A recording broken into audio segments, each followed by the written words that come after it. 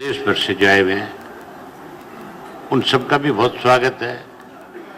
और भारी जी जो बेनीवाल साहब है उनका भी बहुत स्वागत है, अध्यक्ष जी का भी स्वागत है और आप सब पत्रकार साथियों का भी स्वागत है।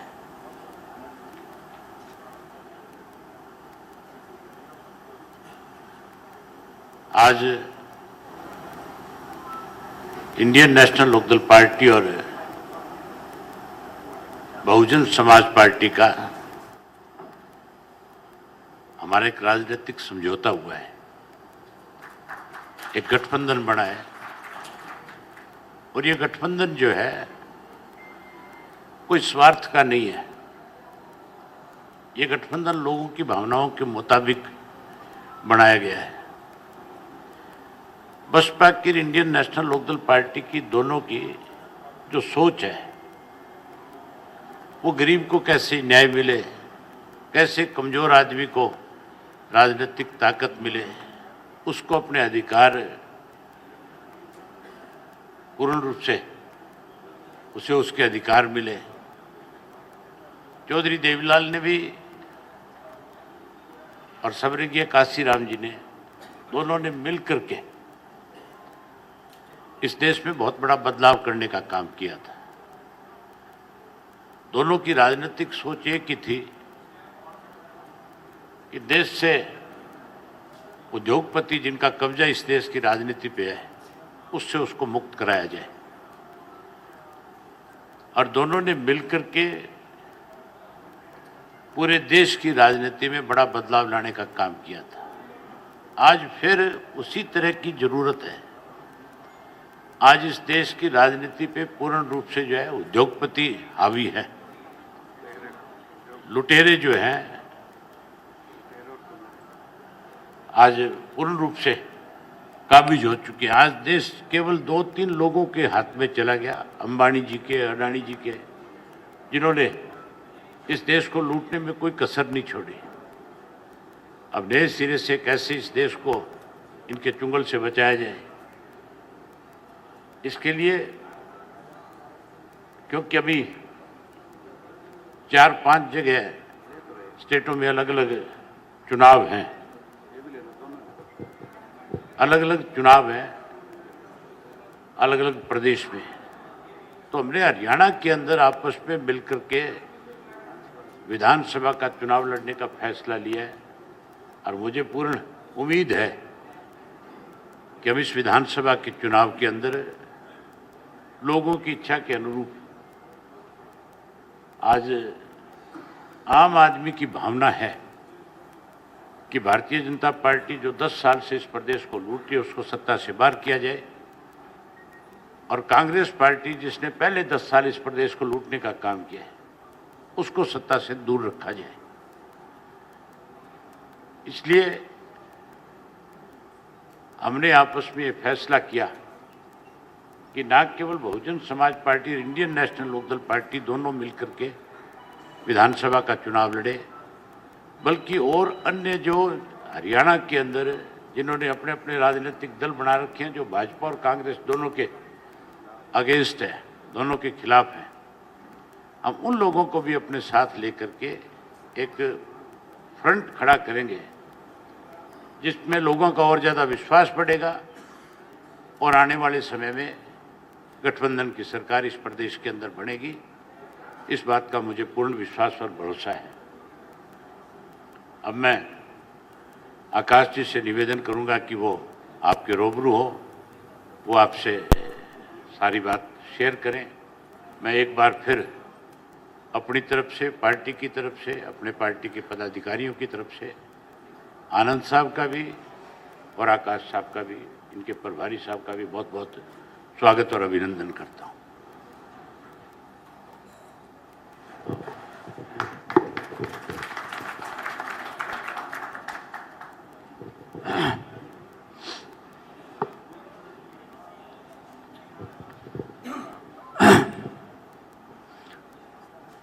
मीडिया बंधुओं, आज इंडिया नेशनल लोकदल के राष्ट्रीय प्रधान महासचिव श्री अभय चौटाला जी, जिनको राजनीति में आगे बढ़ाने के लिए इनके पिता आदरणीय श्री ओम प्रकाश चौटाला जी का पूरा आशीर्वाद प्राप्त है। इनके साथ आज यहाँ मौजूद इनकी पार्टी के सभी छोटे बड़े पदाधिकारीगण तथा हमारी पार्टी के भी बीएसपी के राष्ट्रीय उपाध्यक्ष श्री आनंद कुमार जी, हरियाणा प्रदेश के यूनिट के केंद्र कोऑर्डिनेटर श्री बेनीवाल जी, स्टेट अध्यक्ष व अन्य सभी छोटे बड़े पदाधिकारीगण, आप सभी का सम्मान करते हुए अब मैं मीडिया बंधुओं को बीएसपी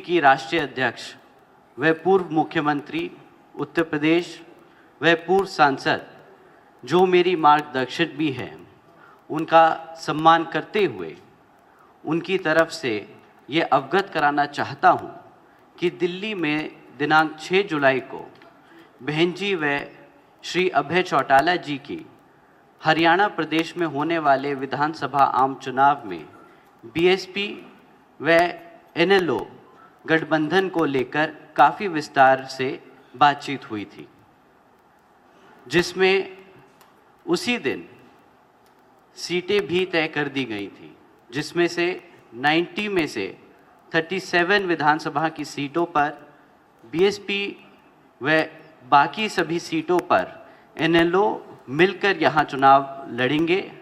और उस समय में वह मेरे साथ हमारे पिताजी श्री आनंद कुमार जी तथा श्री बेनीवाल जी भी मौजूद थे। उसकी ही आज चंडीगढ़ में संयुक्त प्रेस कॉन्फ्रेंस में भी घोषणा करने के लिए यह प्रेस कॉन्फ्रेंस बुलाई गई है। और इस मामले में मैं मीडिया को ये भी अवगत कराना चाहता हूँ, इस बने गठबंधन को बीएसपी की राष्ट्रीय अध्यक्ष बहन कुमारी मायावती जी का पूरा आशीर्वाद प्राप्त है। और हम सभी को यह पूरी उम्मीद है कि यह बना गठबंधन हरियाणा प्रदेश में इस वर्ष होने वाले विधानसभा आम चुनाव में अपना बेहतर रिजल्ट लाएगा तथा अपनी सरकार भी ज़रूर बनाएगा।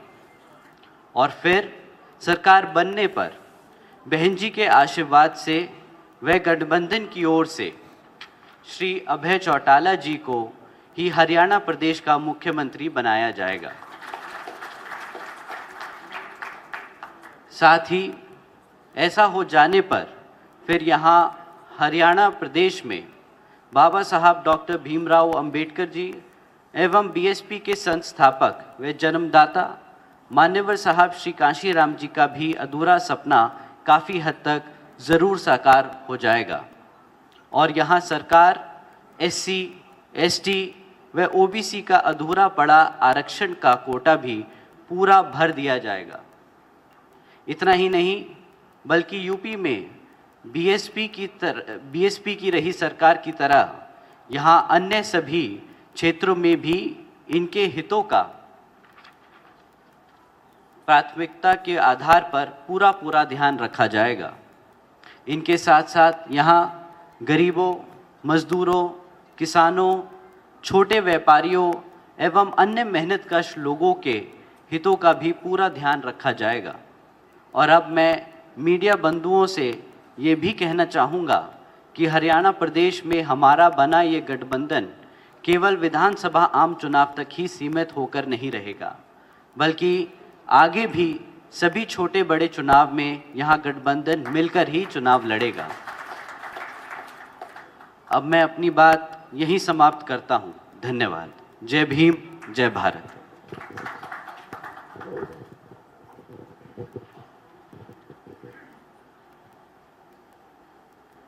इंडियन नेशनल लोकदल पार्टी और बहुजन समाज पार्टी की प्रदेश में सरकार बनने के बाद जो हमारा एक कॉमन मैनिफेस्टो है, हम उसके ऊपर आगे बढ़ेंगे। मैं आपको थोड़ा सा उसके बारे में जानकारी देना चाहूँगा कि हमारी दोनों पार्टियों की मिलकर के प्रदेश के प्रति किस किस्म की सोच है, हम कैसे प्रदेश को आगे लेकर के जाना चाहते हैं, किस तरह से लोगों को सुविधाओं से लाभान्वित करना चाहते हैं। सरकार बनने के बाद सबसे पहले जितनी भी सरकारी नौकरियां हैं, इस भारतीय जनता पार्टी ने एक षड्यंत्र के तहत विशेष रूप से अनुसूचित जाति और जनजाति की नौकरियों में जो बैकलॉग था उसको बढ़ने की बजाय किसी न किसी तरीके से उनको उस नौकरियों से वंचित रखने का काम किया। हमारी सरकार बनने के बाद सबसे पहले एससी वर्ग की जो जितनी लंबित बैकलॉग की जो नौकरियां हैं उनको तुरंत भरा जाएगा। उसके साथ एससी और बीसी उनके हिस्से का कोटा जो कांग्रेस और बीजेपी की सरकार में रहते हुए नहीं दिया गया, इनेलो बसपा गठबंधन की सरकार बनते ही उसको भी दिया जाएगा, पूरा किया जाएगा। हमारी सरकार बनने के बाद एससी वर्ग के लोगों को 100 गज के प्लाट जो भूमिहीन लोग हैं उनको 100 गज के प्लाट देंगे और उसमें ताऊ देवीलाल आवास योजना के तहत पक्का मकान बना करके देंगे ताकि गरीब आदमी को एक सर ढकने की जगह मिले।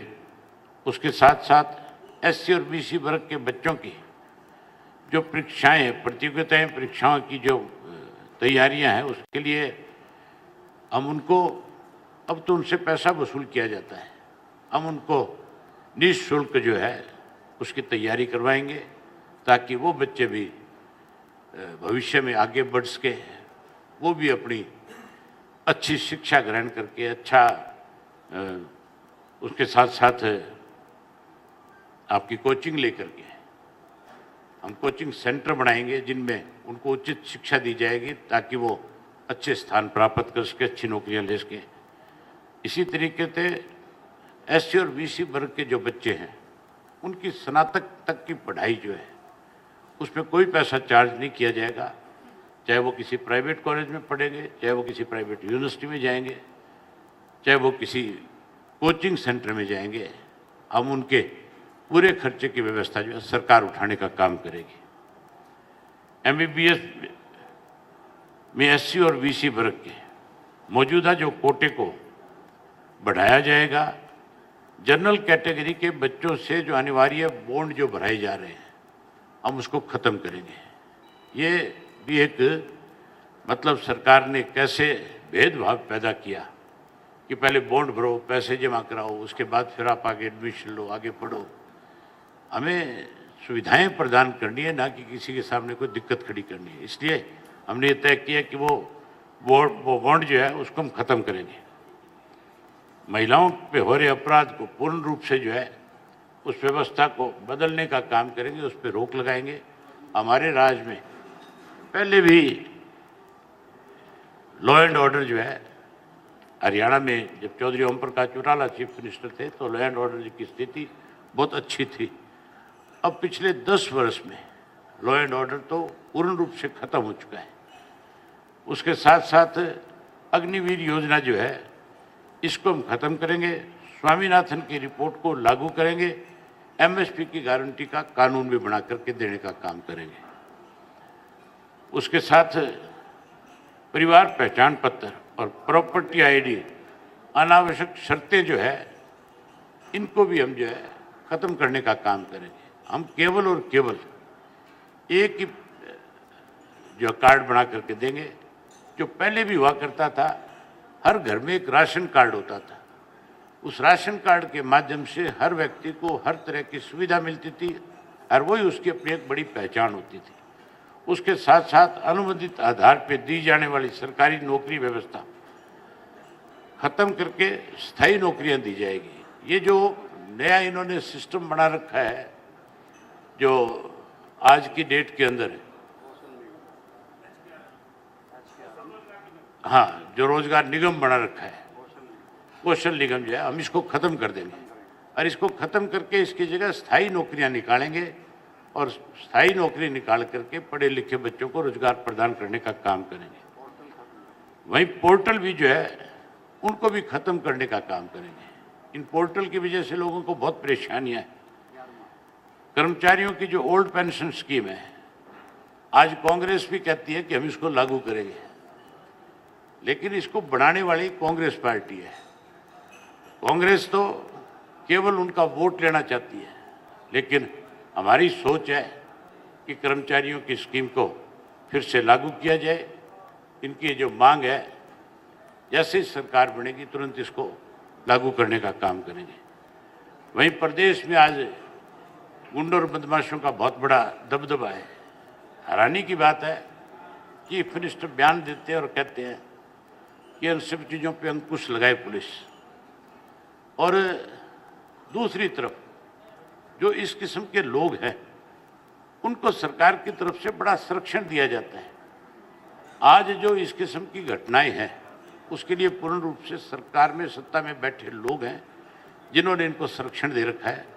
हम ऐसे लोगों को सख्ती से पेश आएगी हमारी सरकार, और जिन लोगों ने इनको अब तक संरक्षण दिया है उनके खिलाफ भी हम सख्त कार्रवाई करने का काम करेंगे। वहीं हमारा पुराना फैसला है, बुढ़ापा पेंशन जो है ये चौधरी देवीलाल ने शुरू करी थी। केवल प्रदेश नहीं, पूरे देश में चौधरी देवीलाल की नीतियों को अलग अलग प्रदेशों की सरकारों ने आगे बढ़ाया, केंद्र की सरकार ने भी फिर इसको लागू किया। जो 100 रुपये हमने शुरू करी थी आज बढ़ करके 3000 के करीब होगी। हम इस पेंशन को हमारी सरकार बनने के बाद गठबंधन की 7500 रुपया महीने के हिसाब से देने का काम करेंगे। वहीं हर घर से एक पढ़े लिखे नौजवान बच्चे को रोजगार और नौकरी देंगे। हमने पहले भी रोजगार दिया था, नौकरी दी थी। उस नौकरी और रोजगार की एवज में चौधरी ओम प्रकाश चौटाला को एक षड्यंत्र के तहत 10 साल की कैद भी हुई थी, लेकिन उन्होंने खुशी खुशी 10 साल उस कैद को काटने का काम किया, ना कि किसी के दरवाजे पर जाकर के खड़े हुए। और फिर हमारा फैसला है कि अब की बार हर घर से पढ़े लिखे युवा को रोजगार देंगे, नौकरी देंगे। जो बच्चे बेरोजगार रह जाएंगे उन्हें मायूस नहीं होने देंगे, उन्हें 21,000 रुपया बेरोजगारी भत्ता देने का काम करेंगे। वहीं घरेलू जो बिजली का बिल है, कोई 300 यूनिट माफ़ करने की बात करता है, कोई 500 यूनिट माफ़ करने की बात करता है। हम इस तरह का सिस्टम बनाएंगे कि बिजली का एक नया पैसा भी किसी के घर का बिल नहीं आएगा, लेकिन उससे पहले सरकार बनते एक व्यवस्था कर देंगे कि 500 रुपये से ज़्यादा किसी घर का बिल नहीं होगा, और हर घर को बिजली और पानी जो है वो भी फ्री में दिया जाएगा। पानी का कोई एक पैसा चार्ज नहीं किया जाएगा। आज सरकार जो है पीने के पानी के लिए भी पैसा चार्ज करती है। पीने का स्वच्छ पानी देने के बजाय लोगों को इस किस्म का पानी सप्लाई किया जाता है, जिससे लोगों में बीमारियां बढ़ती हैं। हम स्वच्छ पेयजल देंगे जर्मन टेक्नोलॉजी से, जिस तरह हमने पहले अपने राज्य के अंदर जनरल टेक्नोलॉजी से बड़े बड़े आपके आरओ प्लांट लगाए थे, उसी तरह से जिस गांव के अंदर नहर का पानी पीने का नहीं होगा उस गांव में उसी टेक्नोलॉजी से फिर से बड़े आरओ प्लांट लगाएंगे, ताकि हर आदमी को पीने का स्वच्छ पानी मिल सके। और उसके साथ साथ हर गृहिणी को एक गैस का सिलेंडर हर महीने की पहली तारीख को उसके घर में मुफ्त में देंगे। 1100 रुपया उसके साथ उसको उसकी रसोई बढ़िया चले, उसके लिए भी उसको देने का काम करेंगे। ये सारी चीज़ें जो है गठबंधन की सरकार बनने के बाद हम जो है अपने मैनिफेस्टो को, जो आज आपके सामने हमने बताया, इसको पहले कैबिनेट की मीटिंग में पहली कलम से पूरा करने का काम करेंगे। इंडियन नेशनल लोकदल पार्टी ने आज तक जितने भी कोई प्रोमिस किए, जब भी हम सत्ता में आए, चाहे वो 87 की बात थी, चाहे 77 की बात थी, चाहे 2000 की बात थी, जितने वायदे चौधरी देवीलाल जी ने किए, चौधरी ओम प्रकाश चौटाला जी ने किए, और उत्तर प्रदेश के अंदर मायावती जी ने जो वायदे किए, उनको हमेशा उन्होंने पहले जैसे ही सरकार बनी उनको प्रायोरिटी के साथ पूरा करने का काम किया। हम उन्हीं की नीतियों को आगे बढ़ाएंगे और उनकी नीतियों को आगे बढ़ा करके उनके दिखाए रास्ते पे चल करके जो वायदे लोगों के साथ किए आपके माध्यम से, उनको पूरा करने का काम करेंगे। उसके साथ मेरे से पहले आपको आकाश जी ने बताया कि हमारी सीट शेयरिंग का जो है फैसला हो चुका है। 53 पे इंडियन नेशनल लोकदल पार्टी चुनाव लड़ेगी और 37 के ऊपर भारतीय अपने बहुजन समाज पार्टी चुनाव लड़ेगी। ये हम बाद में तय करेंगे बैठ करके कि किस सीट के ऊपर कौन चुनाव लड़ेगा। जो जीतने वाले उम्मीदवार जहाँ होंगे, जहाँ चाहे वो बसपा का जीतने वाला उम्मीदवार होगा, चाहे वो इंडियन नेशनल लोकदल पार्टी का जीतने वाला उम्मीदवार होगा, या कोई अन्य साथी जिनको हम अपने साथ लेकर के चलेंगे वो कोई जीतने वाला होगा, उन सब साथियों को हमें उन सीटों पे जिम्मेवारी देंगे ताकि वो मजबूती के साथ उस लड़ाई को लड़े और सीट को जीतने का काम करें। आपकी तरफ से कोई क्वेश्चन है, कुछ पूछना चाहते हो तो मुझे पूरी उम्मीद थी कि ये बात आप जरूर पूछेंगे कि तीसरी बार अलायंस कर रहे हो। अलायंस का ऐसा था, हमारा अलायंस पहले भी जब हुआ था उस वक्त हमने 5 लोकसभा की सीटें जीती थी, 4 इंडियन नेशनल लोकदल पार्टी ने जीती थी और 1 सीट जो अम्बाड़ा की बहुजन समाज पार्टी ने जीती थी। उसके बाद कुछ हालात इस किस्म के थे देश के कि कांग्रेस को सत्ता से बाहर रखना जरूरी था और कांग्रेस को सत्ता से बाहर रखने के लिए हमने उस वक्त अटल बिहारी वाजपेयी जी को समर्थन दिया था। आप मायावती जी भी कांग्रेस को कभी समर्थन नहीं दे रहे थे अपना, वो भी कांग्रेस को सत्ता से दूर रखना चाहती थी क्योंकि उनका वोट बैंक जो था उस पर कांग्रेस की नज़र रही हमेशा से और उन्होंने दलित का हमेशा शोषण किया। मायावती जी ने हमेशा दलित को जो है कैसे उभारा जाए, कैसे आगे बढ़ाया जाए, उसके लिए उन्होंने बहुत राजनीतिक लड़ाइयाँ लड़ने का काम किया। दूसरी दफ़ा जो हमारा गठबंधन हुआ था, गठबंधन मजबूत था, लोगों में एक मैसेज चला गया था कि हमारी सरकार बन रही है। भारतीय जनता पार्टी उसको पचा नहीं पाई थी। कुछ हमारे ही स्वार्थी नेता थे जिन्होंने उस गठबंधन को कमज़ोर करने के लिए इंडियन नेशनल लोकदल पार्टी से अलग हट गए थे और उनके अलग जाने से एक मैसेज ये चला गया था कि अब इस गठबंधन से भी कोई आगे सरकार बनने वाली नहीं है, इसलिए फिर ये स्टेप डाउन हुआ था। आज हमारा ये फैसला है कि उन सब लोगों से हरियाणा मुक्त करना चाहते हैं लोग, जिन लोगों ने इस प्रदेश को ख़त्म करने में, प्रदेश को कमज़ोर करने में मतलब अपने स्वार्थ के लिए फैसले लिए। आज वो लोग सारे के सारे लोगों के सामने एक्सपोज हो चुके हैं, इसलिए फिर लोगों की भावनाओं के मुताबिक हमने ये फैसला लिया है और हमारा गठबंधन, जैसे अभी मेरे से पहले आकाश जी ने आपके सामने बताया था कि केवल चुनाव तक नहीं है, ये हमारा गठबंधन लंबा चलेगा। हमने इस गठबंधन के माध्यम से लोगों की लड़ाई लड़नी है, लोगों की सेवा करनी है, लोगों को सुविधाएं देनी है।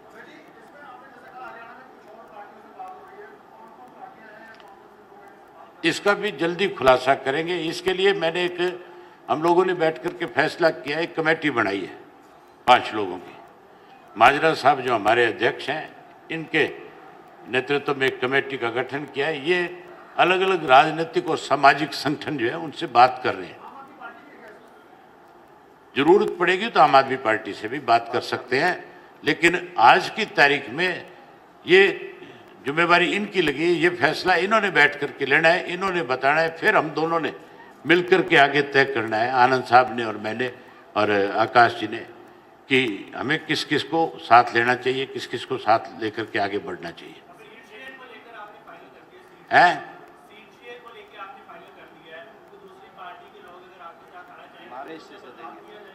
हम अपने हिस्से से देंगे। हाँ, हमने कोई सीटों की गिनती नहीं करनी, हमने ये नहीं दिखाना कि कौन कितनी सीट के ऊपर लड़ रहा है। ये लड़ाई भाजपा में हो सकती है, कांग्रेस में हो सकती है। इंडियन नेशनल लोकदल पार्टी जो है उसने कभी स्वार्थ की राजनीति नहीं करी। हमने हमेशा लोगों के हितों की लड़ाई लड़ी है। लोगों के हित कैसे साधे जा सके, उसके लिए हमें अगर 2, 4, 5, 6, 10 सीटें छोड़नी पड़ी हम छोड़ देंगे, कोई दिक्कत नहीं है।